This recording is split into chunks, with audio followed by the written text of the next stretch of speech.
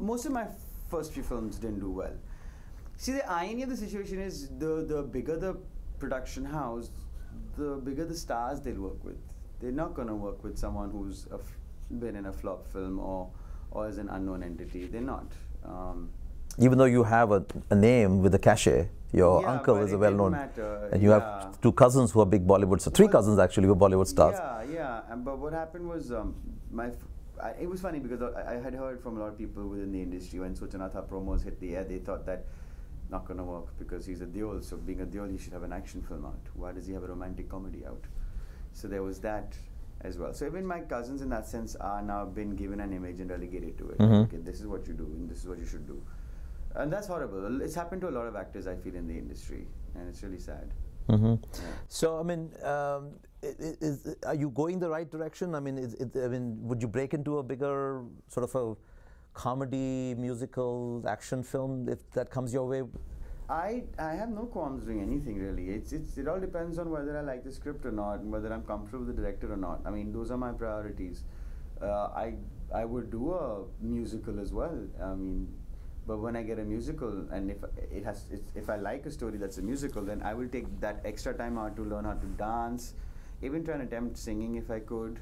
Just see if I can actually attempt it. At least try, give it a shot, and that all takes time. What happens a lot in the industry back at home is that you're not given much time to prepare, and then films get, for many reasons, sometimes get broken up into schedules and they're separated in long distances. And I prefer just like, okay, put in 3-4 months of prep and then put in 3-4 months of shoot. Give 6-7 months to one film. Now, that's very hard in an industry that churns out so many films in a year.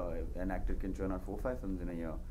If you want to give that much prep time, you just don't get it. But what happens in an industry where back-to-back, I mean, Oye Lucky Lucky was in November, end November, I think. December. And November, yes, and Devdi opened about 2 weeks ago. And you have another film on the line, which is Dev Benegal's film. We'd like to hear about that one. And that should be out this summer, probably. It should be out in the summer. So, I mean, how does the industry react to that? I mean nobody's seen Dev Benegal's film yet. No.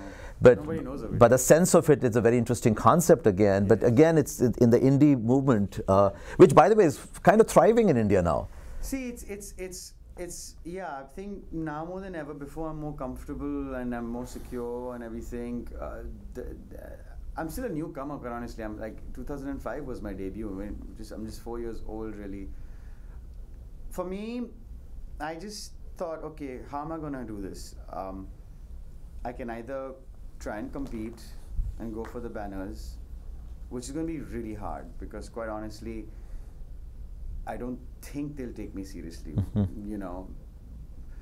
So what are my options? What I really genuinely want to do is the indie film, as they call them. So what should I do? And then I went out there and I looked for the people who were like-minded. And then I focused on the scripts that I really felt close to. I always wished that they would be backed by good producers, of course, because you put your heart and soul into a product and then it's not marketed and distributed properly. It kills you and it doesn't do well, and then it makes the going even more difficult because everyone then turns and says, oh, you're a flop actor or a flop director, when there's so many factors that make a film a success. So, but I said that is not in my control. I can't get the producers, but what I can do is get the scripts and the directors at least. So let me focus on that, and as long as I can consistently give release after release, I think as an image will build up, as my career graph starts to build up, people will turn around and perhaps look at me more seriously. And that should happen. What I've tried to do, and just like in my career, I see in many films, like you said, the indie movement is going mainstream now.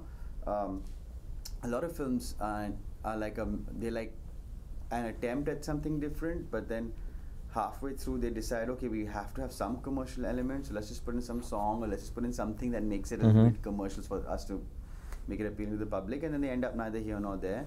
So similarly like that, in my career I was like, okay, let me go just the one extreme.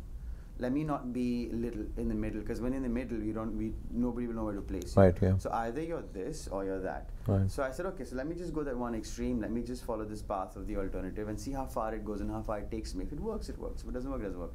And I was very insecure in the beginning, very cynical, very bitter. I had all these negative emotions. But what happened was when I was still working, I was, and people were liking my work, and I was still getting film after film.